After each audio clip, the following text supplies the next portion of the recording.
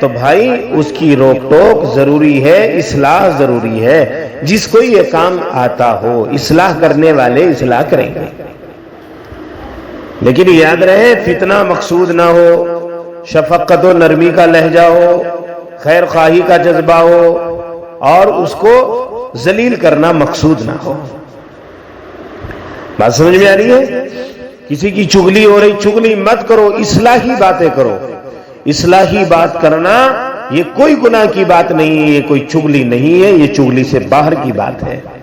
ہماری جو کمیاں ہیں ان کو دور کرنے کی باتیں کرنا، اس کی مجلس سے لگانا، یہ کوئی چغلی کی بات نہیں ہوتی، یہ تو اچھی باتیں ہوتی ہیں، اصلاح کی باتیں ہوتی ہیں۔ ہاں اگر کوئی آدمی کسی کی ذات پر انگلی اٹھائے پیٹھ پیچھے، دیکھیے حدیث پاک میں آتا ہے، ابو داؤد شریف کے اندر یہ روایت ہے، نبی کریم علیہ السلام کی سب سے چہیتی بیوی حضرت خدیجہ کے بعد حضرت عائشہ رضی اللہ تعالی عنہا تھی۔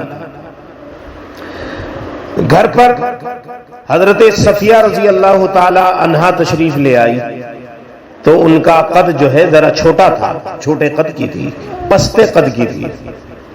حضرت عائشہ رضی اللہ تعالی عنہا نے ان کے جانے کے بعد انگوٹھا ہلا دیا، یعنی یہ اشارہ کر دیا کہ یہ تو گڈی ہے، چھوٹے قد کی ہے۔ جیسے کسی کو چڑاوٹ میں ہم کہہ دیتے ہیں کہ یہ چھوٹے قد کا ہے، گڈا ہے، گڈا یوں کہہ دیتے ہیں۔ حضرت عائشہ رضی اللہ تعالیٰ عنہ نے ان کے جانے کے بعد انگوٹھا دکھا دیا۔ جناب نبی اکرم صلی اللہ علیہ وسلم نے فرمایا، سن لیجیے ابو داؤد کے اندر یہ روایت ہے، لقد قلت کلمۃ لو مزجت بماء البحر لمزجته۔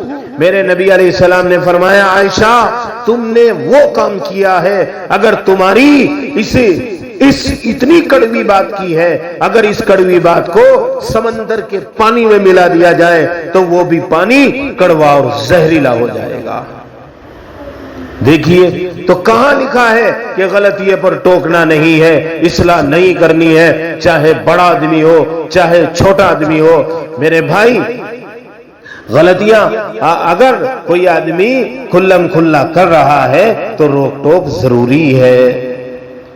آپ صلی اللہ علیہ وسلم کو ازواج مطہرات میں سب سے زیادہ محبت سیدہ عائشہ رضی اللہ تعالیٰ عنہ سے تھی کہ نہیں تھی؟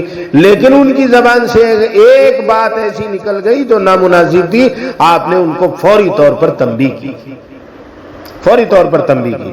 نبی کریم علیہ السلام نے فرمایا، من رأى منکم منکرا فلیغیرہ بیدہ، اگر تم دیکھو کوئی برائی کا کام کر رہا ہے فوراً اپنی طاقت سے اس کو روک دو۔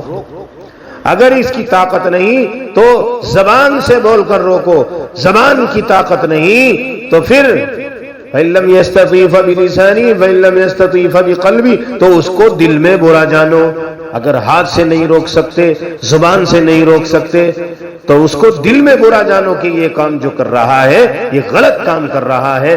اور اگر ہاتھ سے بھی نہیں روک سکتے، زبان سے بھی نہیں روک سکتے، اور دل میں بھی خوش ہو رہے ہو، بلکہ غلط کرنے والوں کا ساتھ خوش ہو کر دے رہے ہو، تو بھائی پھر سن لو، میرے نبی علیہ السلام نے فرمایا، وَذَلِكَ أَضْعَفُ مِنَ الْإِيمَانِ، ایک جگہ الفاظ ہے وَذَلِكَ أَدْنَىٰ مِنَ الْإِيمَانِ، یہ ایمان کا ادنا درجہ ہے کہ دل کے اندر اس کام کو برا جانو۔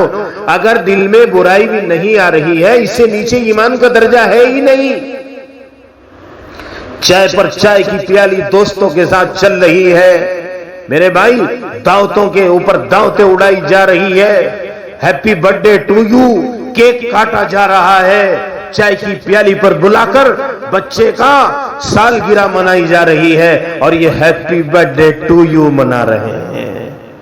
استغفر اللہ۔ میرے بھائی تو جو غلطیاں ہو ان کو ٹوکنا، روکنا، ان کی اصلاح کرنا، شفقت و نرمی کے ساتھ، کسی کو ذلیل کرنا مقصد نہ ہو، یہ تو ایمان کی نشانی ہے۔